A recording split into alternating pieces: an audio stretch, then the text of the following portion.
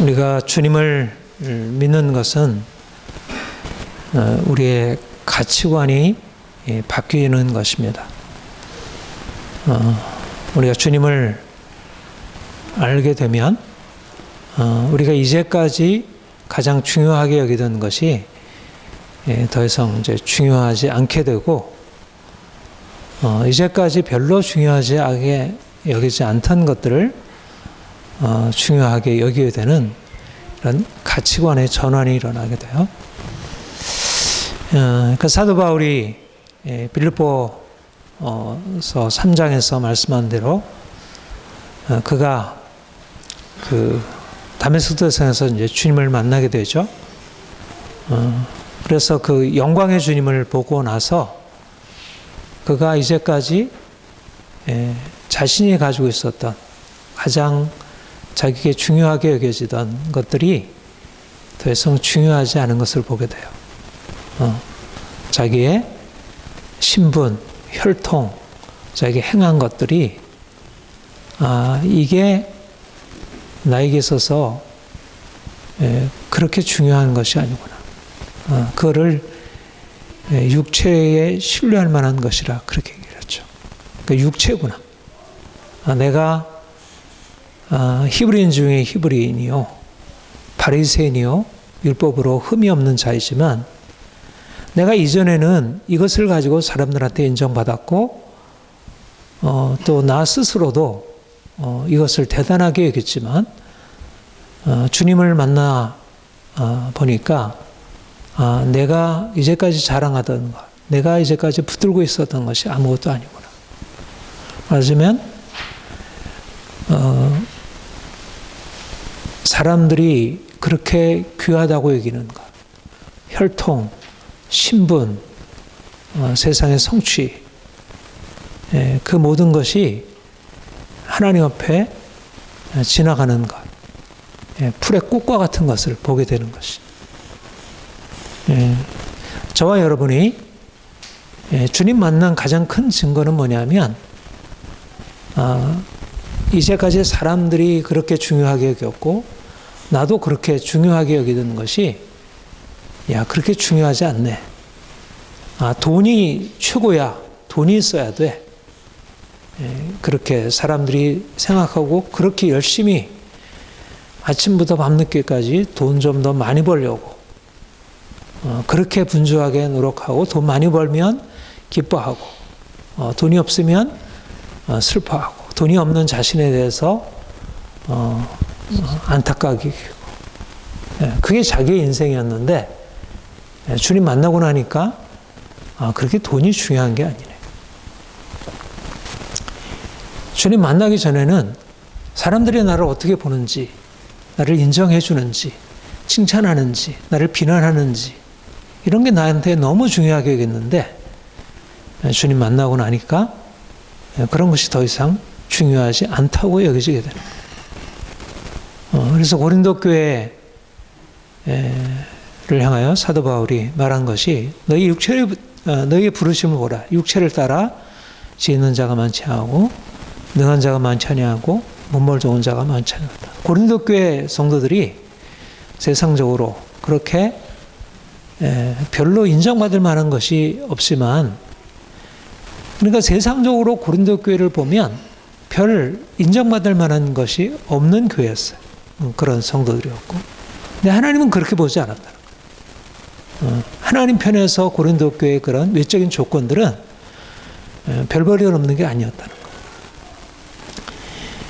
거예요. 말하자면 내가 내 자신을 어떻게 보느냐가 이전에 주님 만나기 전에 가지고 있었던 생각이랑 믿고 난 이후에 달라지는 것이고, 또 다른 사람들을 바라볼 때 바뀌어지는 것입니다.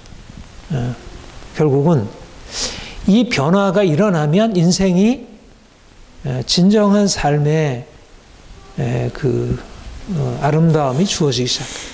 그러니까 예수를 믿고 나서도 여전히 이전에 좋았던 돈이 사람들의 인정이 크게 여겨지고 그것이 내게 있어서 중요한 가치로 여겨지면 계속해서 그러한 것들이 인생의 마음을 끌고 가기 때문에 그런 것이 주어지면 기쁘지만 그게 영원한 것이 아니거든요. 또 그런 것은 그렇게 내가 원하는 만큼 누릴 수 있는 것들이 아니에요. 그래서 이제 그런 걸로 인해서 근심이 생기고, 그걸로 인해서 싸움이 생기고, 문제가 생기고. 그러니까 정말, 이제 주님 만나서 주어지는 변화는 뭐냐면, 내가 육체를 따라 살아왔던, 눈에 보이는 것이 내 인생의 의미와 가치였던 인생에서 이게 아니구나, 그것으로 깨닫게 되고 정말 그걸 내려놓고 살아가게 되는 것. 그래서 저와 여러분이 이 눈이 보다 확실하게 열리길 바랍니다. 이게 행복이에요. 돈이 많아지는 게 행복이 아니고 돈이 중요하지 않다는 것을 아는 게 행복이에요. 그래서 가난해도 행복할 수 있어야 돼요. 사람들이 나를 인정해주고 칭찬해주는 게 행복이 아니고 내가 사람들의 칭찬을 못 받는데도 행복한 게 행복이에요. 세상에서 이런 일이 일어나나요? 이런 일은 거의 일어나지 않습니다. 그러니까 어떻게 그러게 돼요? 내가 예수 그리스도를 발견하는 것입니다. 예수 그리스도와 그 안에 감춰있는 나를 발견하는 거예요. 그러니까 나는 이전에는 내가 가지고 있는 외적인 조건에 의해서 나를 규정했는데 주님을 발견하고 나니까 그런 외적인 조건이 아니라 예수님이 나의 생명 되신다는 것. 내가 예수님 안에서 하나님의 자녀가 되었다는 것. 그가 나를 그의 아름다운 영광으로 이끌어 가신다는 것. 이게 인생의 행복이고 가치라는 것을 보게 됩니다. 그런데 예수를 만나고 나서도 여전히 우리가 육체를 따라 살아가는 이전의 삶의 습관에서 벗어나기가 참 어려워요. 여전히 세상에 가면 그런 것이 중요하게 여겨지고 그 얼마나 우리에게 주는 것이 많아요. 사람들이 나를 인정해주면 얼마나 인생에 마음에 기쁨이 있고 행복이 있어요. 내가 돈이 있으면 내가 원하는 거 이것저것 할 수 있잖아요. 돈이 없으면 힘들고. 그러니까 육체가 그냥 작은 게 아니에요. 인생에 있어서 굉장히 크게 차지해요. 그래서 내려놓기 쉽지 않다는 거. 오늘 우리가 야고보서 2장의 말씀을 통해서 이제 특별히 부와 가난이라고 하는 육체의 아주 중요한 조건에 대해서 우리가 어떻게 이제 바뀌게 되어야 할지 그걸 한번 살펴보고자 합니다. 본문에 보면 이 야고보서는 야고보 사도가 흩어져 있는 유대인들에게 보낸 편지예요. 그러니까 그 디아스포라라 그렇게 얘기를 하죠. 그러니까 야고보, 베드로, 요한 이런 분들은 유대인들을 향해서 사역을 하신 거예요. 그러니까 당시에 유대인들이 그러니까 바벨론 포로, 아수르 포로 이런 걸로 해가지고 전 세계에 흩어져 있다가 다 고국에 돌아오질 않았어요. 지금도 사실 유대인들은 흩어져 있죠. 당시에도 이미 흩어져 있는 유대인들이 있었고요. 야고보 사도가 흩어져 있는 유대인들을 향해서 특별히 예수 그리스도를 믿는 유대인들을 향해서 이 편지를 보내는 것입니다. 그런데 이제 우리 본문에 보면 이제 그 흩어져 있는 유대인들 안에 있었던 일을 언급하고 있어요. 사람을 차별하지 말라. 그러면서 이게 이제 어떤 교회들이 있었던 일인지 모르지만 이제 이런 일이 있었고 이제 이거를 가지고 얘기를 하는 거죠. 만일 너희 회당에 금가락지를 끼고 아름다운 옷을 입은 사람이 들어오고 또 남루한 옷을 입은 가난한 사람이 들어올 때, 그러니까 두 부류의 사람이 들어온 거예요. 하나는 금가락지를 끼고 아름다운 옷을 입은 아주 부유한 부자, 모든 것을 갖추고 있는 그런 귀부인들, 귀족들이 들어오고 또 하나는 이제 가난하고 남루한 아주 초라한 그런 사람이 이제 들어온 것입니다. 그런데 그 교회 성도들이 그런 두 부의 사람들에 대해서 어떻게 대응했다 그랬어요? 너희가 아름다운 옷을 입은 자를 눈여겨보고 말하되 여기 좋은 자리에 앉으소서. 그러니까 이제 그야말로 아주 좋은 자리로 안내해서 아주 환대하고 이제 그를 높이 이렇게 존경을 그에게 이제 표현하는 것이에요. 그리고 가난한 자가 들어오니까 그에게는 너는 거기 서 있든지 내 발등상 아래 앉으라. 이렇게 말했다는 것입니다. 그래서 너희가 이렇게 차별하여 악한 생각으로 판단하고 있다. 이게 이제 야고보 사도가 지적한 유대인들로 이루어진 교회 안에 그 유대인 교회 공동체 안에 이루어진 일들로 이렇게 말하고 있어요. 여러분 지금은 어떨까요? 우리 교회 안에 이런 일들이 이렇게 이루어지고 있을까요? 이루어지지 않을까요? 이루어지고 있죠. 여전히 이루어지고 있어요. 물론 우리 교회처럼 이렇게 뭐 작은 교회들의 경우에는 또 답할 볼 없고 특별히 이렇게 뭐 높은 낮은 자 뭐 이제 그런 그룹이 없는 교회는 모르지만 큰 교회 경우에는 이런 일들이 아주 뭐 드러나게 일어날 수도 있고 그렇지 않을 수도 있고 우리 허 목사님 이런 일이 있습니까? 없습니까? 큰 게 있죠. 아주 유사한 일들이 말하자면 사람들 안에 그러니까 이거는 세상에는 이런 일이 그냥 다 일어나잖아요. 회사에서 또 사회 어떤 단체에서 뭐 예를 들면 동창 모임 뭐 이런 데 가면 부자들이 가면 다들 그 밑에 굽신거리고 그리고 가서 이제 이렇게 아는 체 하려고 하고 이제 가난하고 뭐 직업이 변변치 않으면 자기 스스로든지 주눅이 들고 또 다른 친구들도 보면 별로 그렇게 이제 인정을 안 하고 그러니까 사회 이제 그렇고요. 근데 이제 교회까지 그런 것입니다. 근데 이제 이거를 우리가 어떻게 볼 수 있을까? 왜 사람들을 차별하냐? 우리가 이제 그 헌법에서도 뭐 성별, 나이, 신분, 종교, 뭐 인종, 뭐 이런 것에 따라서 차별하지 말라. 평등하다. 이렇게 얘기했어요. 그래서 요즘에 뭐 평등법, 뭐 차별금지법, 요즘에는 거기에다가 뭐 성 정체성, 뭐 성적 지향, 뭐 이런 것까지 다 해가지고 차별하지 말라. 그러니까 법으로 그렇게 정해놓고 요즘 이제 그렇게 교육들을 많이 해요. 그렇죠? 예를 들면 복지기관 같은 데서도 차별하지 않도록 이렇게 훈련받고 이제 그러는 것을 보게 돼요. 그러니까 이 사회에서도 그런 개념은 가지고 있어요. 차별은 안 된다. 모든 사람들은 평등하고 그래서 평등하게 인정받아야 한다. 그러나 어느 사회, 어느 공동체 가도 사실 차별이 없는 곳이 없어요. 법은 정해놨는데 실제적으로 사람들의 의식 속에서 차별이 사라지질 않아요. 그런데 이제 사회가 그런 것은 당연한데 교회도 그런 거예요.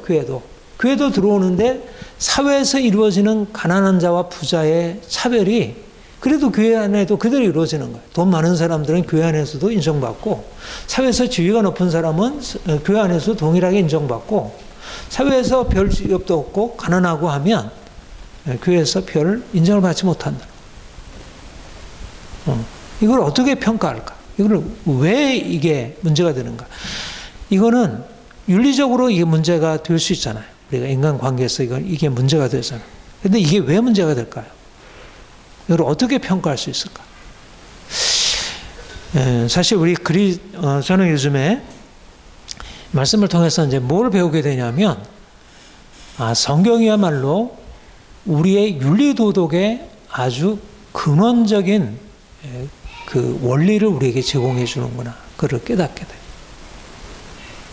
우리가 주님을 알게 되면 우리의 삶에 있어서 우리의 가치관이 바뀌게 되고 가치관이 바뀌게 되면서 인간관계에 있어서 우리의 이제까지 살아왔던 삶의 방식이 먼저 바뀌게 된다. 그런데 이 차별이라고 하는 것에 밑바닥에 깔려 있는 게 뭘까요? 왜 이렇게 차별이 이루어지는 거죠? 왜 부자와 가난한 자 사이에 본인 스스로도 그러한 차별적인 생각을 갖고 옆에서도 부자는 이렇게 존대하고 가난한 사람들은 이렇게 하대하게 되는, 그게 뭘까요? 부자가 가지고 있는 부자의 그런 어떤 성취, 부가 가지고 있는 것에 대해서 굉장히 대단하게 보는 거예요. 그렇죠? 근데 가난한 사람들은 가난한 만큼 인생이 초라하고 힘들잖아요. 그러니까 가치가 작게 여겨지는 거예요. 말하자면 이 사람은 우월하고 이 사람은 열등한 거예요. 실제적으로 사실은 부자는 부자로서 인정을 받을 수 있는 뭐가 있죠? 가치가 분명히 있어요. 그리고 가난한 사람들은 가난한 사람으로서 그가 가지고 있는 능력이나 또 실제적으로 그가 행한 것은 그렇게 평가를 받고 인정을 받을 수 있는 그 못이 있고, 그러니까 부자를 높이 바라보고 가난한 사람들을 거기에 합당하게 이렇게 하대하는 것은 충분한, 전혀 이유가 없는 것이 아니고 충분하게 이유가 있어요. 근데 이게 왜 문제가 될까? 성경은 이것을 하나님과 관계 속에서 말하고 있다는 거예요.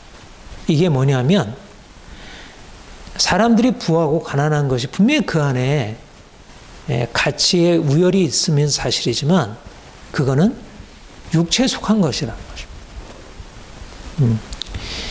그 앞에 보면요, 우리 1장 그 10절, 11절에 보면 야고보 사도가 이렇게 얘기를 해요.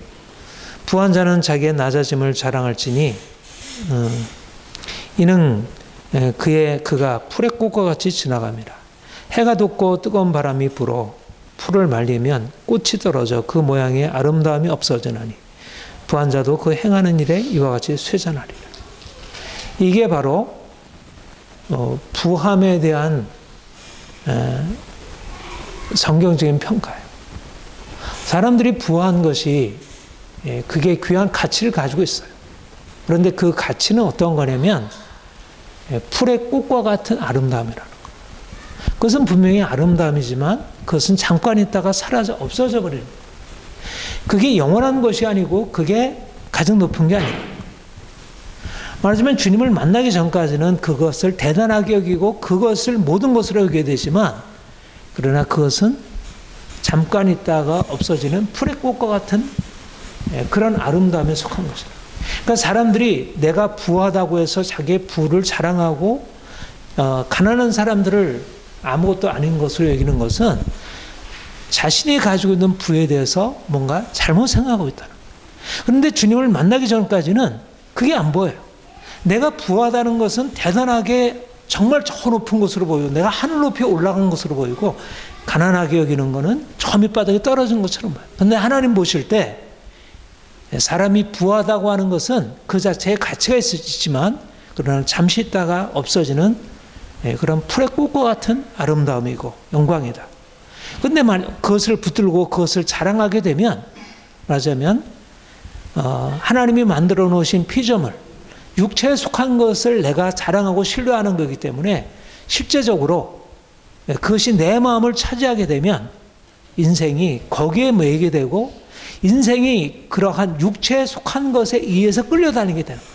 이게 말하자면 하나님 없는 사람들의 삶의 방식이에요. 말하자면 육체에 속한 것이 내 인생을 장악하고 그것에 내 마음이 끌려서 내가 그것을 따라서 행하게 되면 이게 육체의 욕망이고, 그것이 우상이 되어서 내 인생을 장악하게 될 때 인생이 망가지게 되는 거예요. 말하자면 우리가 주님을 만나게 될 때 생겨나는 게 뭐냐면, 내가 이제까지 자랑하던 육체가 아무것도 아님을 보게 되는 것입니다. 그러니까 내가 설사 돈을 많이 벌어서 부자가 되어서 정말 좋은 집을 짓고 모든 것을 다 누리며 산다 하더라도 그것은 육체의 아름다움에 불과한 거예요. 그것이 내 인생에 어떤 가치를 부여한 것은 사실이지만 그것이 내 인생을 그렇게 모든 사람 위에 스스로 세울 만큼 그런 것을 가지고 있지 않다는 거죠.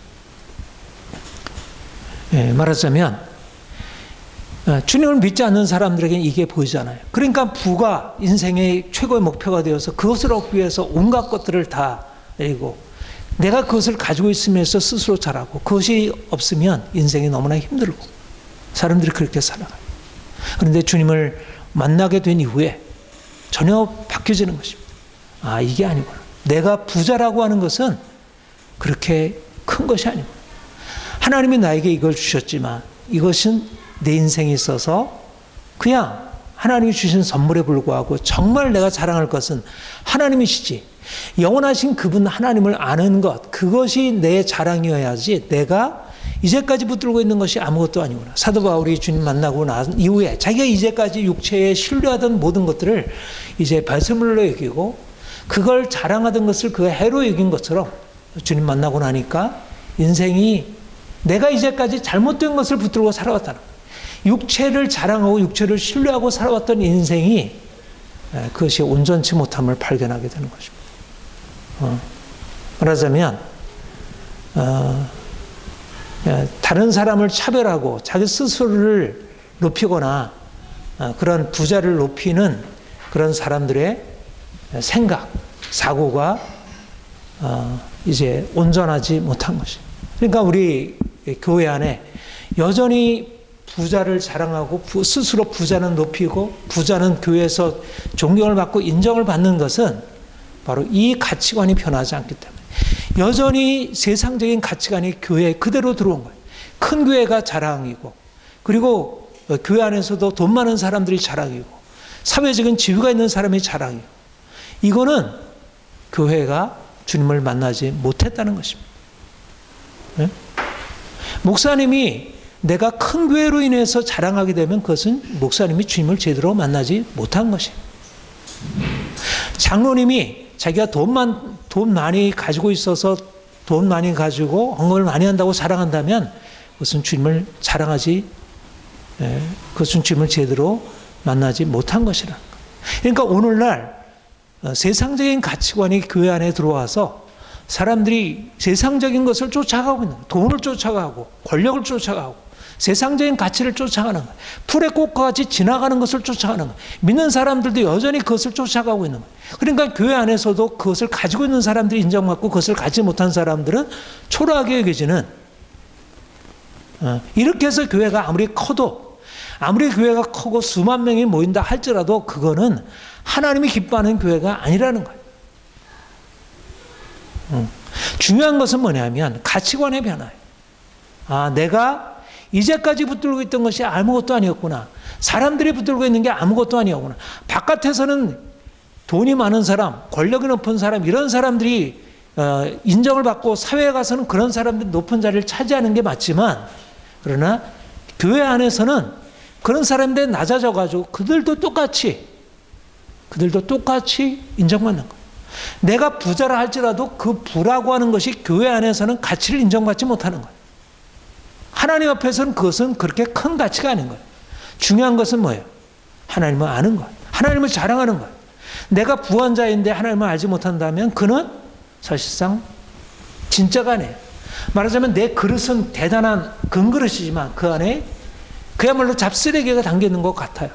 중요한 건 뭐냐면 내가 질그릇이냐 금그릇이냐가 아니라 내 안에 뭐가 담겨있느냐, 내 안에 예수 그리스도 보호해 두신 그분이 내게 담겨있느냐가 중요하지, 그렇지 않다면 내 인생은 말하자면 외적인 나의 육체가 아무리 아름다워하더라도 그것은 다 지나가고 없어질 거예요. 그건 다 불에 타서 사라질 거예요. 여러분, 주님 만나서 이 변화가 일어나요. 그리고 나서 이제 2장 다음 5절에 뭐라고 얘기를 해요? 우리 같이 한번 읽어볼까요? 시작. 내 사랑하는 형제들아 들을지어다. 하나님이 세상에서 가난한 자를 택하사 믿음에 부요하게 하시고 또 자기를 사랑하는 자들에게 약속하신 나라를 상속으로 받게 하지 아니하시느냐. 뭐라고 해요? 가난한 자인데 그는 믿음에 부요한 자예요. 그리고 그에게는 자기를 사랑하는 자들에게 약속하신 나라를 상속하게 하셨어요. 여러분, 겉으로 보자가 화려한 옷을 입고 온 그 부자가 하나님 앞에서 인정받을 만한 사람인가? 아니면 남난 옷을 입고 있는 가난한 자가 하나님 앞에 인정받을 사람인가? 겉으로 보기에는 그런 화려한 옷을 입은 그 부자가 그가 대단하게 인정받을 수 있는 사람 적이지만 하나님 보실 때는 그렇지 않다는 거예요. 하나님 보실 때 중요한 것은 그 안에 있는 믿음이지. 믿음의 부요함이지. 정말 주님을 사랑하는 사람이지. 그러니까 우리가 주님 앞에 서게 되면서 내가 이제까지 붙들고 있었던 것이 얼마나 형편없는 것이었는지, 내가 주님 앞에서 가지고 있어야 할 것은 이런 세상적인 가치, 돈, 사람들의 인정, 세상적인 것이 아니고 내 안에 주님 계시고 주님이 나를 사랑하시고 나를 바꾸셨다는 이 사실들이 내게 믿어지고 이게 감격으로 다가오고 이게 내 인생을 끌어가면 이 사람이 놀라운 거예요. 네? 말하자면 예수님도 그 부자와 나사로의 비유 얘기했잖아요. 이 땅에서 그렇게 떵떵거리고 호화롭게 그렇게 날마다 잔치하면서 살던 그 부자가 죽고 나면 그 음부에 떨어져서 그 고통스러운 것으로 하게 됩니다. 가난한 거지로 그 부자의 상에서 떨어지는 개나 이제 먹을 그런 음식을 먹고 살아가는 나사로 거지가 죽음 이후에 영원한 천국에 올라. 바로 여기 형편이잖아요. 근데 사람들이 바라볼 때 외적인 걸 가지고 저 사람은 대단해. 아니 세상은 그렇죠. 세상에서는 그래요. 그러나 하나님의 교회는 그럴 수 없고 믿는 사람은 그렇지 않다는 거예요. 세상 사람들은 그렇게 그런 그 부자가 되는 인생을 추구하고 살아가지만 우리는 그런 부자가 아니라 믿음의 부자, 영혼의 부자, 정말 하나님이 내 안에 계심으로 인해서 만족할 수 있는 사람, 내가 돈이 없고 가난하고 인생이 형편없다 할지라도 주님이 내 안에 오셔서 내가 주님 안에서 가지고 있는 이미 가지고 있는 부요함, 그것으로 자랑할 수 있는 사람. 여러분 어떠세요? 이런 자랑이 있어요? 그러면 인생이 행복한 것입니다. 우리가 가져야 할 목표는 바로 이거예요. 나도 부자가 되고 싶어요. 나도 세상 사람들한테 인정받고 싶어요가 아니라 하나님 내 눈이 열려져서 내가 가난한데도 내 안에 이 엄청난 부요함이 있다는 것을 깨닫게 해주세요. 네? 우리 그리스도인들이 이것을 붙들어야 돼요. 예수 믿어가지고 나 부자 됐어요. 이렇게 간증하는 거, 그것이 하나님의 은혜이고 분명히 간증일 수 있지만, 그러나 그보다 귀한 간증은 하나님이 나를 사랑하셔서 내가 가난한 사람인데, 이전에는 내가 가난하다는 것에서 너무 힘들고 내 인생이 너무 초라하게 보였는데 주님이 내 안에 들어오셔서 행하신 이 일들로 인해서 나는 너무 기쁘고 감사해요. 그러면 옆에서 어떻게 너는 그런 것이 너에게 기쁨이고 감사할 수 있어? 그거는 너무 말도 안 되는 것 같아. 근데 그게 진짜 믿음이라는 것입니다. 말하자면 야고보가 비판한 유대인 교회 안에 있는 문제가 바로 이것이었습니다. 이 시각이 안 열린 거예요. 주님께서 진정으로 보시는 것을 보지 못하고 세상적인 관점으로 자신을 바라보고 사람들을 바라본 거예요. 그러니까 사람들이 그런 교회가 세워질 거예요. 그러니까 이 교회 와서도 주님 만나가지고 믿음으로 하는 게 들어가는 게 아니라 계속해서 세상적인 그런 것만 세워가는 거죠. 돈 많은 사람들이나 들어오고 돈 많아서 할 수 있는 뭔가 열심히 그런 사업이나 버리고. 나는 요즘 우리 한국교회, 세상의 모든 교회들이 너무 이런 수준이라는 생각을 해요. 오늘 목회자들이 이런 교회가 되지 못해서 이런 교회는 사실 이거는 사실 위기에 있는 교회잖아요. 하나님 보실 때 부자들이 아무리 온다 하더라도 이게 무슨 칭찬만을 받은 교회였어요. 아무리 1000명 모이고 수만 명 모인다 하더라도 이런 교회는 하나님이 기뻐하시는 교회가 아니죠. 하나님이 책망하시는 교회지. 라우디게 교회 같은 교회지. 부자들이 모였지만 그거는 책망받을 교회지. 그런데 오늘날 많은 교회들이 이런 교회를 지향하고 있다. 이렇게 부자들이 많이 모여서 차별하는 세상적인 가치관을 가지고 교회를 여전히 세워가고 있다는 거예요. 예, 근본적으로 우리 그리스도인은 가치관의 변화예요. 세상적인 가치관을 그대로 가지고 거기에다가 또 쌓아올리는 게 아니라 가치관의 변화예요. 완전히 뒤집어지는 거예요. 예? 세상적인 가치로 전혀 생각하지 못하는 것이 이루어지는 공동체가 교회예요. 바로 이런 가치관이 전환이 일어나야 비로소 진정한 윤리 도덕이 가능한 거예요. 아까 얘기한 대로 평등이라고 하는 이 사회의 가치가 있지만 평등이라고 하는 가치가 실현될 수 없어요. 왜냐하면 사람들은 육체가 사람들에게 가장 중요한 거기 때문에 육체적으로 대단한 것을 가지고 있으면 평등이 이루어질 수가 없어요. 평등이 이루어질 수가 없어요. 돈이 많은 사람이 돈이 없는 사람들을 누르는 것이 하등의 문제가 되잖아요. 공부를 많이 한 사람이 공부를 못한 사람에게 누르는 게 하등의 문제가 되잖아요. 권력이 가지고 있는 사람들이 권력을 가지지 못한 사람 누르는 거 하등의 문제가 되잖아요. 여러분, 회사에서 갑질하는 건 문제가 되지 않잖아요. 그게 뭐 법적으로 문제가 되기도 하지만 문제가 되지 않잖아요. 세상에서 불평등 문제가 되지 않아요. 말은 그것이 뭐 이러저러고 하지만 사람들의 의식 자체가 당연히 돈 많은 사람들은 가난한 사람들을 누르고 그래도 아무런 상관이 없고 그것은 당연하다고 마땅히 그래야 된다고 생각해요. 여러분 정치인들 보세요. 민주당이든 더불어민주당이든 국민의힘 당이든 어느 당이든 다 위에 있는 사람들이 밑에 있는 사람을 누르고 내 말 안 듣는다고 억압하고 그리고 얼마나 이제 그런 구박을 해요. 다 쫓겨나고. 말하자면 권력자, 힘 있는 자가 약자를 누르는 것은 세상의 질서예요. 말하자면 차별이라고 하는 것이 세상에 없을 수 없다는 거예요.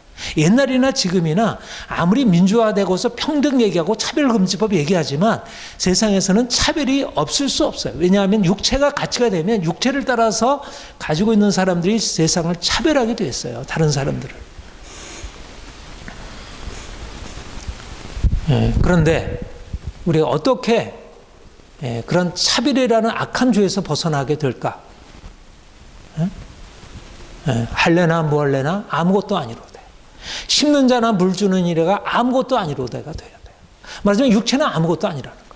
부자가 대단한 것 같아도 부자가 스스로 된 게 아니잖아요. 육체가 스스로 된 건가요? 하나님이 주신 거지. 예? 육체가 가지고 있는 가치는 하나님께로부터 난 거예요. 자기가 대단한 게 아니에요. 부자나 가난한 자가 사실 부자가 가난한 자보다 낫지만 가난한 자보다 가지고 있는 것은 하나님이 주신 거지. 하나님이 주신 걸 가지고 자기가 자랑하는 것은 이거는 월권이에요. 하나님이 부자에게 주신 거는 뭐예요? 그걸 가지고 뭐 하라고 한 거예요? 사람들 섬기라고 준 거예요. 근데 내가 내 자신을 채우게 하고 나보다 가난한 사람들을 억압하고 차별하고 하는 것은 말하자면 하나님 거 가지고 자기가 함부로 막 사용하는 거예요. 그거는. 그러니까 부자가 하나님을 모르니까 다른 사람을 차별하고 다른 사람을 억압하고 이런 것에 대해서 하등의 문제라고 생각하잖아요. 자기가 하나님이 되었으니까. 근데 내가 하나님을 알고 나면 자기는 육체야. 자기가 하나님께서 주신 거 받았다가 조금 관리하다가 그냥 그걸 가지고 또 그거 가지고 하나님 뜻대로 사용을 해야 돼. 내가 육체라는 사실을 알게 되면 그것을 가지고 그렇게 함부로 행할 수 없어요. 그걸 가지고 대단하게 여기는 게 아니라 그걸 가지고 하나님의 뜻을 따라 사용을 해야 돼. 차별할 수가 없는 것입니다. 내가 부자라고 해서 어떻게 차별할 수 있겠어요? 내가 다른 사람보다 가지고 있는 재능이 있다고 해서 어떻게 차별할 수 있겠어요? 내가 더 아름답다고 해서, 내가 공부 많이 했다고 해서, 내가 사회적인 신분이 있다고 해서, 나이가 많다고 해서, 내가 이러저런 힘이 있다고 해서 그걸 가지고 어떻게 내 스스로를 세우고 그보다 밑한 사람들을 열등하게 여기고 차별하겠어요?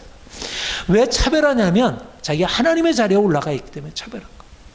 내가 하나님 앞에서 아무것도 아닌 것을 알게 되면 하나님 이거 어떻게 하죠? 하나님이 나에게 주신 건데 이거 어떻게 사용해야? 응? 자신이 주인이 아니니까 주님의 뜻에 합당해서 사용을 해야지.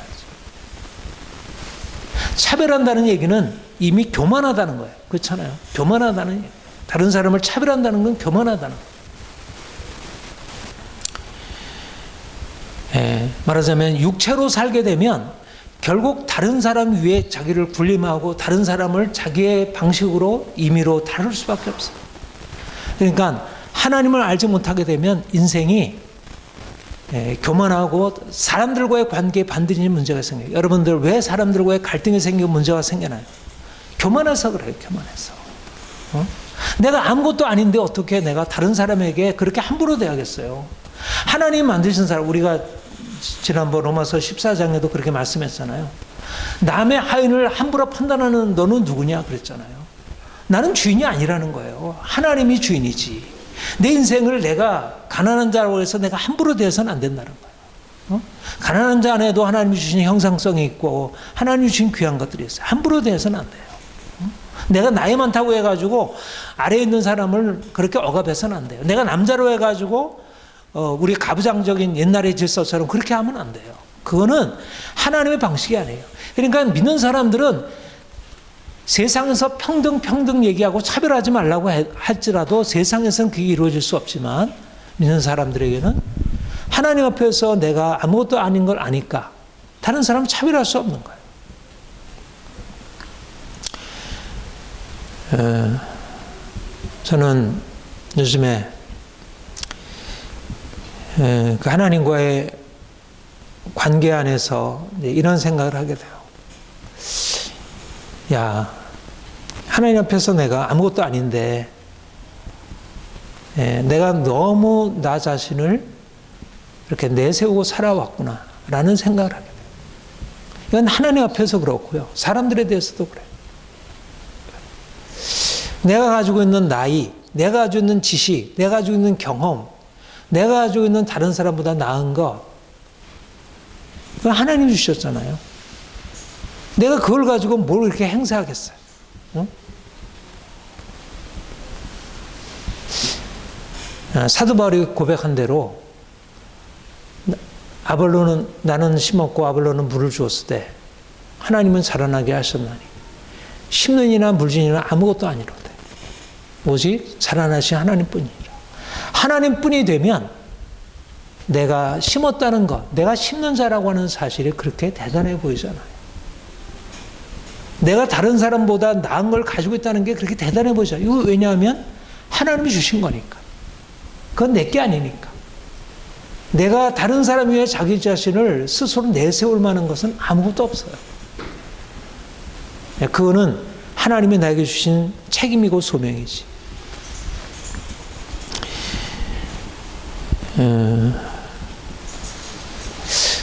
저는 적어도 우리 교회 공동체 안에서 이런 새로운 인간관계, 새로운 질서가 이루어지는 것이 합당한 열매라고 생각합니다. 세상에서는 다 뭔가 이제 이러저러한 것을 가지고 있는 사람들이 자기를 높이고 다른 사람 위에 군림하고 그래서 서로 싸우고 이제 그렇지만 하나님의 교회 안에서 우리가 자기를 낮추고 다른 사람을 높이고 서로 존중하고 너희는 유대인이나 헬라인이나 종이나 자유인이나 남자나 여자나 다 그리스도 예수 안에서 하나님. 골로새 3장 11절에는 너희는 헬라인이나 유대인이나 할레파나 몰레파나 야만이나 수고인이나 종이나 자유인이나 차별이 있을 수 없나니 오직 그리스도는 만유이시여 만유 안에 계시리라. 주님이 우리의 삶의 전부가 되실 때, 주님이 우리에게 모든 것이 되실 때, 우리가 이제까지 나를 높이고 다른 사람을 낮추는 것에서 이제 나를 낮추고 사람들을 높일 수 있는, 그래서 사람들을 존중하고 더 이상 차별하지 않는 이런 것으로 바뀌어질 수 있다고 생각해요. 주님이 우리 안에 오셔서 우리 자신에 대한 주님이 높아지게 되면, 주님이 우리의 삶에서 크신 분으로 오르게 되면, 그러면 우리가 옆에 있는 다른 지체를 다르게 바라볼 수 있게 돼요. 내 자신을 다르게 바라보고 나를 낮추게 되고 다른 사람을 상대적으로 높이게 되고, 우리 모두에게는 다 자기애적 성향이 너무 강해요. 자기가 중심이 되어서 인생을 살아가야 한다는 생각이 너무 강했어요. 그래서 하나님이 없으면 반드시 부딪히게 됐어요. 가정 안에서 부모와 자녀가 부딪히고, 부부간에 부딪히고 교회 안에서도 서로 부딪히고. 근데 내가 낮아지게 되면, 하나님이 높아지게 되면 하나님 안에서 서로가 긍정되고, 그래서 진정으로 이제 관계들이 열려지게 되리라, 그렇게 생각합니다. 주님이 우리 안에 더 온전한 아름다운 관계들을 이루기를. 그래서 정말 아름다운 사랑의 공동체가 우리 안에, 우리 교회 안에, 우리 가정 안에, 우리가 속한 모든 공동체 안에 이루어지기를 소망합니다. 기도하겠습니다. 하나님 아버지,